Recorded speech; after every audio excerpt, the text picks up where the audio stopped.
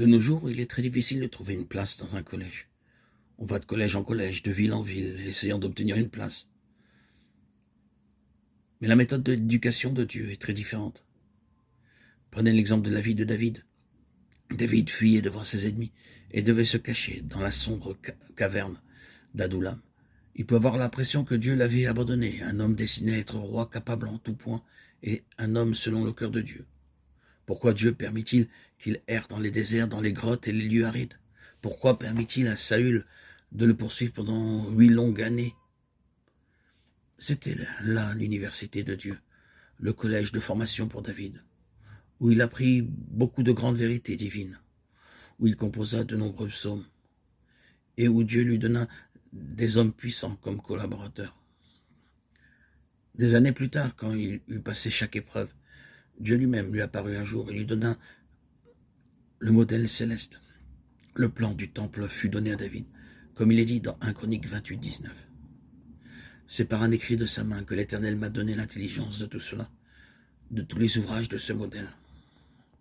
Je crois que ce fut le plus heureux jour de la vie de David, lorsque la main du Seigneur fut sur lui et qu'il se conforma au plan céleste.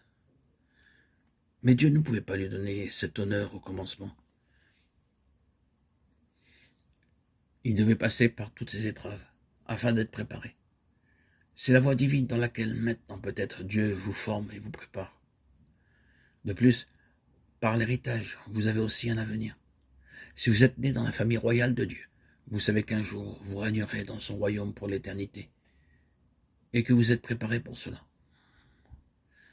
La reine Victoria, petite fille, ne savait pas qu'elle allait devenir reine. Elle aimait beaucoup s'amuser avec des poupées et la consigne avait été donnée à ceux de sa famille de ne pas lui dire qu'elle serait un jour reine. À la fin, elle découvrit qu'elle était l'héritière du trône. « Est-ce vrai, est-ce vrai ?» demanda-t-elle à tout le monde au palais. « C'est vrai que je vais être la reine d'Angleterre. » À partir de ce jour, elle arrêta de jouer avec les poupées. Elle devint sérieuse et dit « Je dois régner sur un très vaste royaume. Je dois être très sérieuse. » Maintenant, nous aussi, nous devons apprendre à régner. Il nous a été donné par héritage toute la puissance de Dieu. Mais nous devons apprendre comment l'utiliser et être formés dans ce but. De même, si vous héritez d'une riche propriété, vous devez apprendre à gérer cette propriété. Il y a des princes qui gardent leur richesse dans des maisons fortifiées. Ils sont satisfaits et disent « J'ai beaucoup de richesses, des diamants, de l'or, des pierres précieuses et de l'argent. » Et cela demeure là et admiré. La richesse céleste, cependant, a été faite pour s'en servir et nous sommes formés pour l'utiliser. La connaissance d'une profession est parfois acquise par héritage. Si dès l'enfance vous apprenez un métier, vous deviendrez charpentier ou orfèvre, alors que vous êtes encore jeune. Il faudra des années à d'autres pour apprendre le même métier. Mais ceux qui sont nés dans une famille d'orfèvres apprendront très rapidement la profession. De la même façon, vous partagez la sagesse de Dieu au moment de votre nouvelle naissance et vous devenez co-ouvrier du Seigneur Jésus-Christ. Finalement, nous sommes choisis pour être l'héritage de Dieu lui-même. Lorsque des parents partagent leur propriété, tous les enfants ont une part, mais en même temps, les parents sont très heureux de recevoir quelque chose de leurs enfants. Les parents désirent donner leur amour à leurs enfants. Notre Père céleste nous aime d'un amour éternel. C'est notre héritage céleste.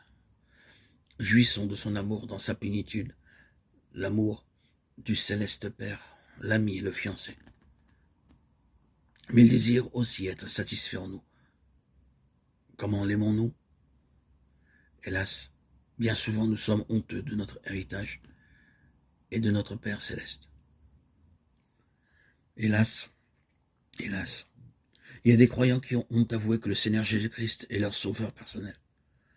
Lorsqu'ils sont avec des amis ou des voisins, ils ont honte de lui. Et cependant, lorsqu'ils sont dans la difficulté, ils pleurent. « Oh Seigneur, aide-moi, aide-moi, je veux ton aide. » Le Seigneur les aide rapidement, mais cela ne satisfait pas son cœur. Il veut que nous soyons parfaitement un avec lui, pour être pleinement possédés par lui, pour être pour lui, comme la fiancée, pour le fiancé. C'est notre héritage céleste, éternel, et le sien. Puisse le Seigneur nous donner un plus profond désir pour ce glorieux héritage, et une véritable compréhension. de ce que tout cela signifie. Lisons encore le psaume 106, 4, 5 et cherchons à ce que ces paroles puissent être vraies dans nos vies, puissent nos cœurs soupirer de plus en plus après ces trois choses: voir et jouir du bonheur des élus de Dieu, se réjouir de la joie de son peuple et être glorifié avec son héritage, que lui et nous puissions jouir ensemble de cet héritage pour toute l'éternité. Amen.